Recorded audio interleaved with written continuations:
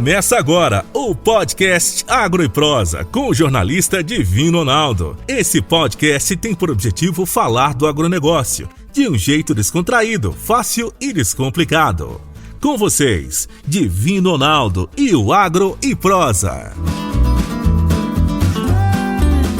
A minha entrevistada de hoje será Rebeca Stefanini Pavlovski, advogada, formada pela Faculdade de Direito da PUC de São Paulo e especialista em Direito Constitucional e Processo Constitucional pela Escola de Direito do Brasil. É integrante da área de Direito Ambiental e Agronegócio do Sescom Barrier Advogados. Atualmente está cursando o MBA em Agronegócio.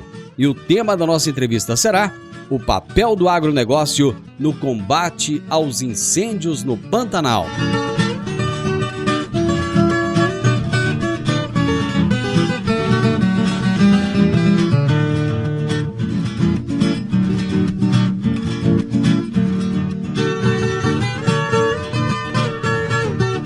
Doutora Rebeca, prazer muito grande receber a senhora aqui no programa para falarmos de um tema tão importante.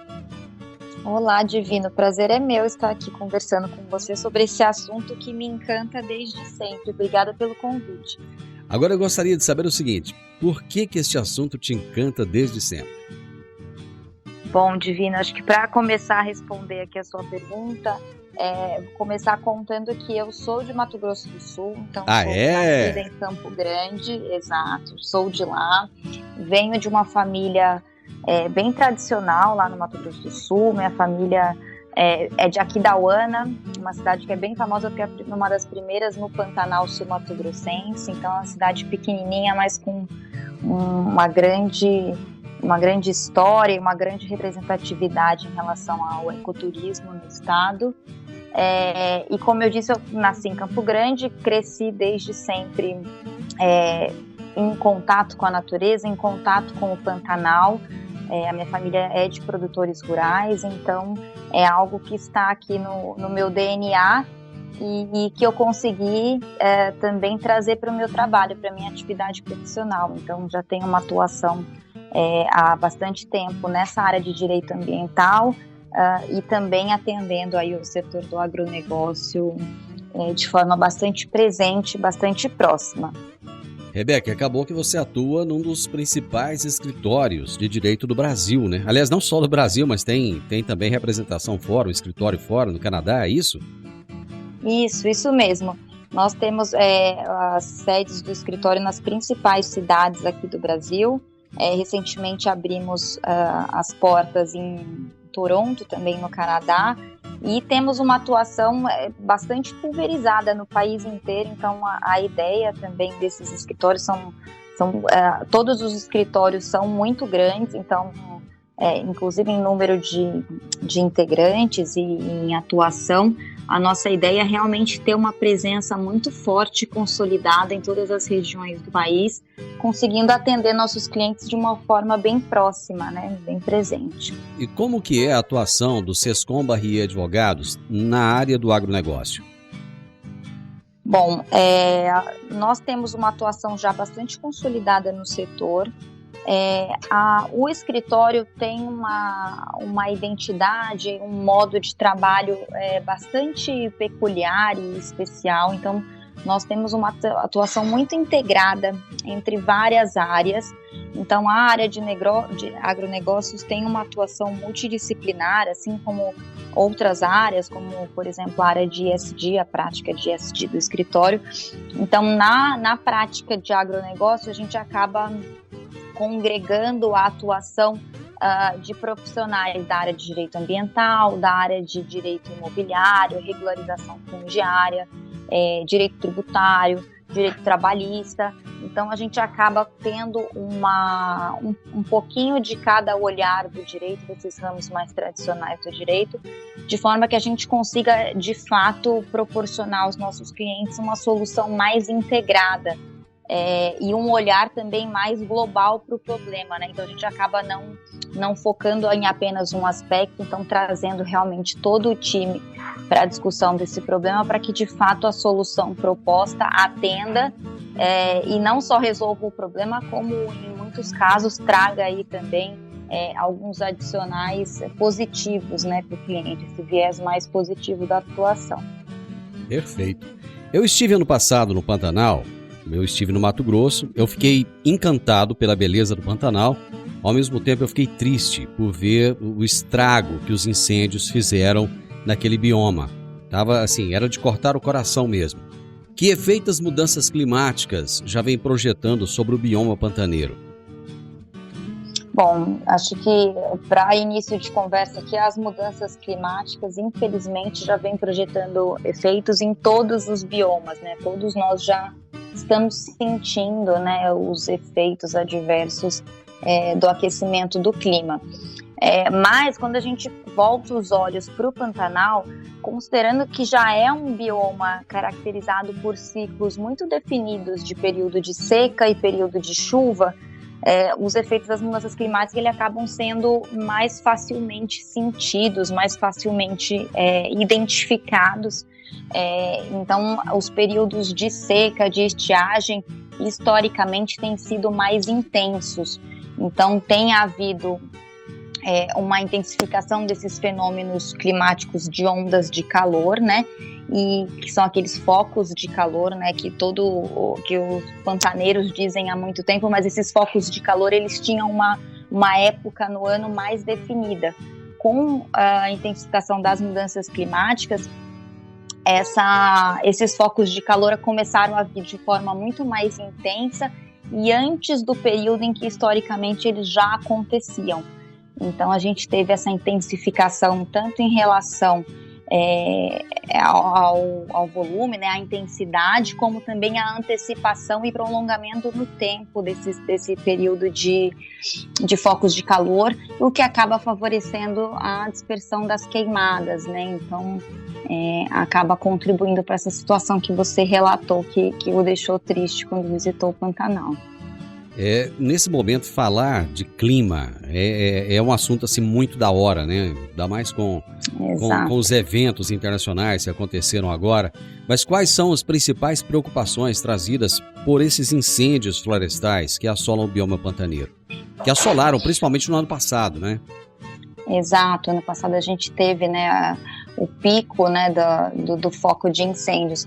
Bom, acho que os principais, né, que vêm aí à tona, né, quando a gente fala de preocupações, são os evidentes danos à flora e à fauna pantaneiras, né, e isso consequentemente gera uma perda da biodiversidade, né, que seria aí o conjunto de todos esses ativos naturais que a gente vem há alguns anos ouvindo sobre a importância, né? Então, quando a gente tem esses episódios de queimada, a gente acaba vendo notícias sobre morte de animais e também extinção de algumas espécies vegetais que, a depender aí da abrangência do incêndio, acabam sendo dizimados e a gente perde, né, o acesso a essa biodiversidade que é super importante. Mas, de lado essa parte de fauna e flora, que eu acho que é mais evidente, é algo que se torna mais visível, mais palpável, os incêndios, eles acabam comprometendo toda a parte de infraestrutura também, que é tão importante tanto para a parte do agronegócio, né, então da pecuária especialmente, mas também em relação ao ecoturismo e a mesmo acesso às fazendas e a essas cidades. Então, os incêndios acabam comprometendo segurança de rodovias, né, por conta da fumaça, acabam inviabilizando vias de acesso importantes, destruindo cercas, acabam destruindo ou causando danos à rede de distribuição de energia elétrica, de telefonia, internet, além de causar aqui, né, os prejuízos às casas, às propriedades que são atingidas e também às pousadas, né, quando a gente fala de ecoturismo, além dos prejuízos aí efetivamente às construções, à fazenda, às benfeitorias da fazenda, tem também o prejuízo da parte do visual, né, de você ter essa paisagem que é tão bonita, queimada e assolada pelo fogo, que acaba reduzindo até o número de turistas interessados em conhecer, né, essas pousadas.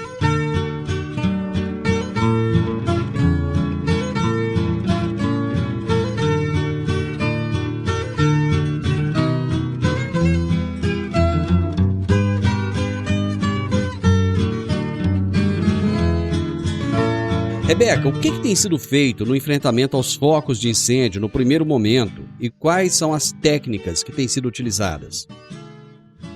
Obrigada pela pergunta, Divina. Acho que é super importante a gente tratar desse tema, né? Acho que num primeiro momento o fundamental é realmente o treinamento e a capacitação de uma brigada para combate aos focos de incêndio no primeiro momento. Então, assim que eles forem identificados, o mais importante aqui é realmente ter uma reação efetiva para controlar esses focos de incêndio quando eles ainda são focos de incêndio. Porque a partir do momento que a gente tem o fogo alastrado, é muito difícil controlar, ainda que a gente tenha aí grandes equipamentos e um grande contingente de pessoas envolvidas nesse enfrentamento do fogo. Então, essa reação rápida e suficiente, né, no começo do fogo, no início do foco de incêndio, é algo muito importante.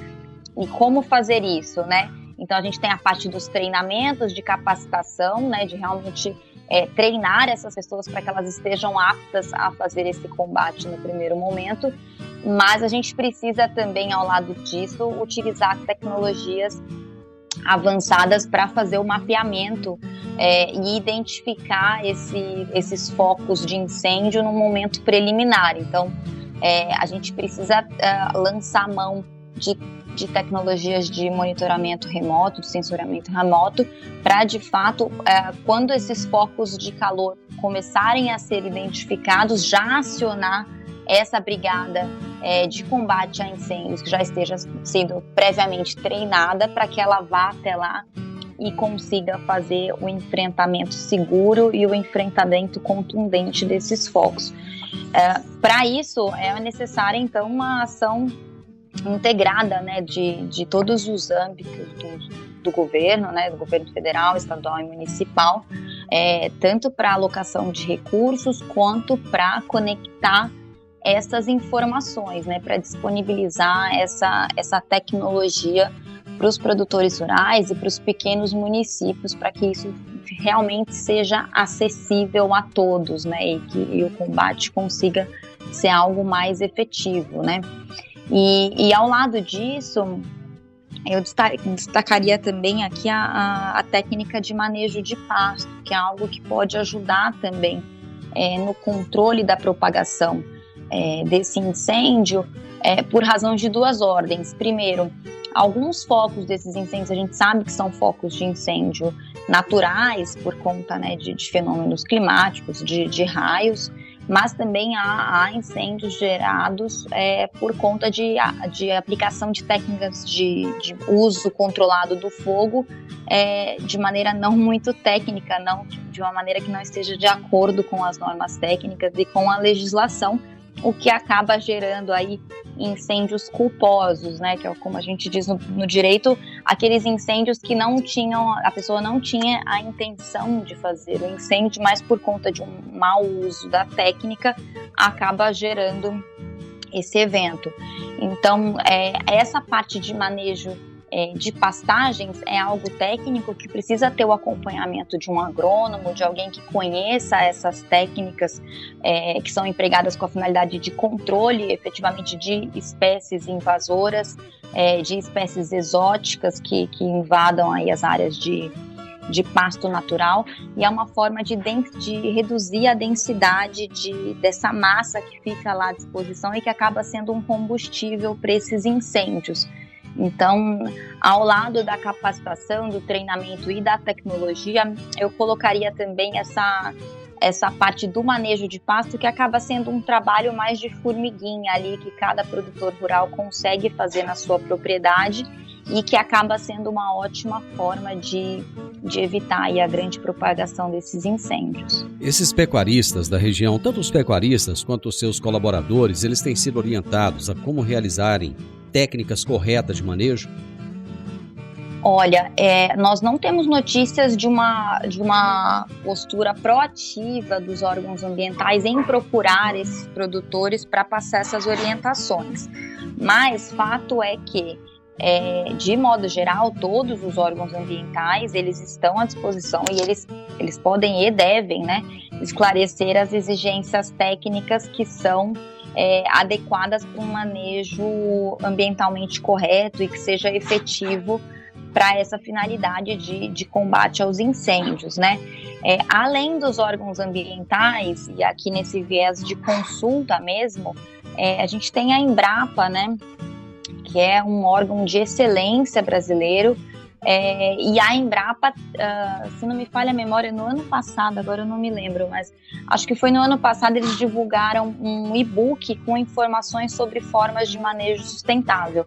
Então tem essa parte de manejo de pastos, mas fala também da pertinência de manutenção daquelas áreas que o Código Florestal exige que sejam preservadas, então da preservação de áreas de preservação permanente, de reserva legal, como forma de manejo adequado também e de controle da propagação dos incêndios e também manutenção do ecossistema de uma forma mais saudável, com a manutenção das funções ecológicas desse bioma. A pecuária brasileira ela tem sido muito visada, tanto para os pecuaristas que trabalham em biomas como o Pantanal e também bioma amazônico. Então, a floresta amazônica de uma forma geral, né? Então, existem muitos olhares em cima desses pecuaristas e muitos têm recebido autuações fundadas em interpretações equivocadas dos agentes ambientais. Como que eles podem fazer para se precaver contra isso? Olha, obrigada de novo, Divino, pela pergunta, porque, olha, aqui agradecendo tanto do ponto de vista da pessoa física, Rebeca, quanto da advogada aqui que atua na área ambiental, a gente tem visto um fortalecimento dessas ações de fiscalização dos órgãos ambientais e aqui especialmente do IBAMA, justamente com a utilização de tecnologia, né, como auxílio a essa atividade fiscalizatória dos órgãos. E aí qual é o problema? Quando a gente fala de monitoramento remoto das áreas, essas atividades de manejo de pastagem, então limpeza de pasto, supressão de espécies invasoras, de espécies exóticas, quando você interpreta a análise de satélite e a depender aí da precisão dessas imagens, isso acaba sendo interpretado como desmate, como supressão de vegetação e acaba dando aso a autuações, então a imposição de multas muito altas contra os produtores rurais quanto os pecuaristas. E isso acaba gerando, além do estresse, né, de você ter esse auto de infração com valor vultoso de multa, muitas vezes gera embargo das propriedades, e isso acaba gerando o ônus do proprietário rural, do produtor rural, ter que produzir uma prova para dizer que não foi feita atividade de supressão, que o que foi feito foi a limpeza de pasto. Então, isso é bastante complicado. Então, como se defender, como evitar que isso aconteça? Essa parte de manejo adequado da pastagem é fundamental. Porque se você vai fazendo esse trabalho ao longo dos anos, sem permitir que as invernadas, que as áreas fiquem num regime de pousio muito longo, quando você pega a interpretação dessas imagens de satélite, fica mais evidente que foi só uma limpeza de pastagem e não supressão. Quando a gente tem uma redução de uma biomassa que seja muito efetiva, ainda que de acordo com a lei, e limpeza de pastagem, isso pode ser equivocadamente interpretado pelos agentes ambientais e pode levar a essas autuações.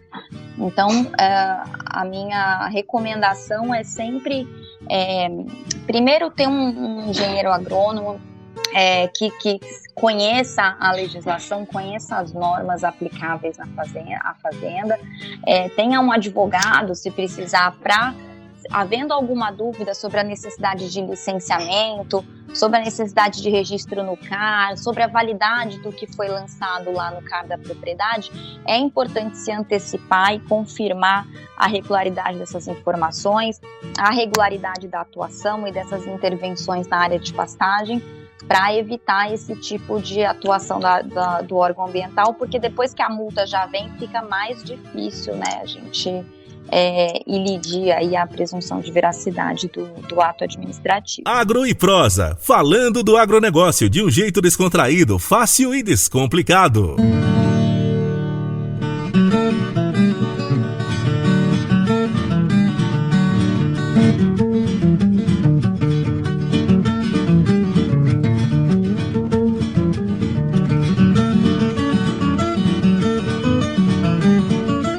O manejo de pastagens, ele é visto da mesma forma no Pantanal, tanto nos estados do Mato Grosso como do Mato Grosso do Sul, ou existem diferenças de um estado para o outro?